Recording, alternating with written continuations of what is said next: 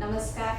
कल्पकस्तुरी क्लासेसमध्ये तुमचं खूप खूप स्वागत आहे. आपली ही जर्नी जी चालू झाली आहे मॅथची, डिफिकल्ट मॅथ जी आहे सगळ्या मुलांना अवघड जातं, ते अगदी सोप्या पद्धतीने आपण एवढ्या मेच्या महिन्यामध्ये काय करणार आहोत, शिकणार आहोत आणि हुशार होणार आहोत.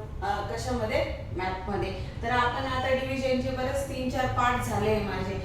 आज आपण शून्य असल्यानंतर डिव्हिजन कसं करायचं हे शिकणार आहोत. चला मग व्हिडिओ सुरू करूया. आता समजा 300 डिवायडेड बाय किती आहे? 8. याला कसं सोडवायचं? 300 इथं लिहिले, 8 इथं लिहिला. आता बघा 8 पेक्षा 3 काय आहे? तुमचा लहान आहे. आणि हा नियम मी तुम्हाला सांगितलाय की या संख्येपेक्षा ही संख्या लहान असली तर काय करायचं? दोघांना डिवाइड करायचं. मग आपण दोघांना कुणाला डिवाइड करणार आहे? 30 ला. 8 च्या टेबल मध्ये 30 आहे का? नाहीये. मग 30 पेक्षा लहान संख्या शोधायची. ती कोण आहे? 24. किती नंबरला? 3 नंबरला. लिहा तो नंबर वरती. 8 3 चा 24.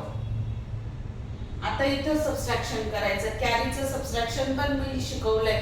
ज्यांना ज्यांना कॅरीचं सबट्रॅक्शन करायला अडचण येते त्यांनी आधी ती कॅरीचं सबट्रॅक्शन बघा आणि मग हे करायला या, कारण इथं तुम्हाला कॅरीचं सबट्रॅक्शन लागणार आहे. मग आता 0 मधनं 4 जात नाही तर आपण काय करतो? 0 ला किती मानतो? 10. 10 मधनं 4 गेले, किती राहिले तुमचे? 6. मग आता इथं कॅरी घेतला तर मी हे त्या व्हिडिओमध्ये व्यवस्थित शिकवलेले आहे तुम्हाला. तर 3 चा किती करायचा? 2. 2 मधनं 2 गेला, किती राहिला तुमचा? 6. झालं. आता वरचा काय आणायचा? 0 खाली. आता किती झालं तुमचं? 60. 8 च्या टेबल मध्ये 60 आहे का? नाही. त्याच्यापेक्षा लहान संख्या कोण आहे? कुणापेक्षा? 60 पेक्षा. बघा, चेक करा टेबल, चेक करायच्या टेबल मध्ये 60 पेक्षा लहान संख्या आहे तुमची कोण? 56. किती नंबरला? 7 नंबरला. लिहा 7 इथे. 8 7 चा 56. आता पुन्हा कॅरीचं सबट्रॅक्शन. बघा, डिव्हिजन जसं जसं अवघड होईल तेव्हा तुम्हाला काय करावं लागेल? कॅरीचं सबट्रॅक्शन पण यायला पाहिजे. आणि मुलं इथंच मग जराशे काय होतात? अडकतात आणि मग मॅथ अवघड म्हणायला लागतात. हे थोडंसं कॅरीचं सबट्रॅक्शन आहे फक्त. पुन्हा काय करायचं? 0 ला किती मानायचं तुम्ही? 10. या 6 कडनं कॅरी घेतलाय तर 6 चा किती होईल? 5. छोटं इथं लिहत चला. नंतर नंतर मनातच धरायचं असतं, ते मनातच करायचं असतं. 10 मधनं 6 गेले, किती उरले तुमचे? 4. आणि 6 चा 5 झाला, 5 मधनं 5 गेला, किती उरला? 0. आणि हा 0.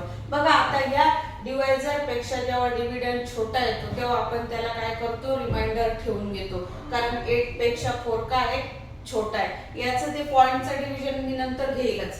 तर 4 काय राहिला तुमचा? रिमाइंडर. आणि क्वेश्चन किती आला तुमचा? 37. आणि हे तुमचं आन्सर. समजलं हे एक्झाम्पल? आणखी एक घेऊ आपण असंच एक्झाम्पल. समजा 400 डिवायडेड बाय 8 करू. बघा, आता 8 च्या टेबल मध्ये 4 तर काही नाहीये. मग आपण काय करणार? दोघांना भाग देणार. तर 8 च्या टेबल मध्ये 40 आहे. किती नंबरला आहे? 5 नंबरला आहे. लिहा तो नंबर इथं. 8 5 चा 40. 0 मधनं 0 गेला 0. 4 मधनं 4 गेला 0. आता या 0चं काय करायचं? तर हे उलट सोपं आहे. काय करायचं? हा 0 खाली घ्यायचा आणि हा 0 खाली घेतला म्हणून इथं पण काय द्यायचा? याला 0 देऊन टाकायचा. नाही तर मुलं फक्त इथं 5 राहू देतील, मग चुकणार. हा 0 खाली घेतला म्हणून याच्यासाठी एक 0 इथं ठेवून द्यायचा. आणि मग तुमचं रिमाइंडर किती आलं? 0. आणि तुमचं क्वेश्चन किती आलं? 50. बघा, आणि याची आणखी एक सोपी ट्रिक आहे की तुमचं उत्तर बरोबर आहे की नाही तुम्हाला काय करता येतं? मॅथ मध्ये व्हेरीफाय पण करता येतं, चेक करता येतं की बरोबर की नाही. जेव्हा हे तुमचं 50 उत्तर बरोबर आहे की नाही चेक करायचं असलं तर काय करायचं? या दोघांचं काय करतो आपण? मल्टिप्लिकेशन. मग हा जो क्वेश्चन आला याला 50 ला मल्टिपल करा कितीनी? 8 नी. तर 8 0 0 आणि 8 5 चा 40 आला की पुन्हा 400. याचा अर्थ आपलं काय उत्तर? जेव्हा या दोघांचं डिवायझर आणि क्वेश्चनचं मल्टिप्लिकेशन केलं की डिव्हिडंड आला तर आपलं उत्तर काय असतं? बरोबर असतं. समजलं? तर आता तुम्हाला मी होमवर्क साठी 2-3 एक्झाम्पल देते. शून्याचेच देते तर तुम्ही काय करायचे, प्रॅक्टिस करायची.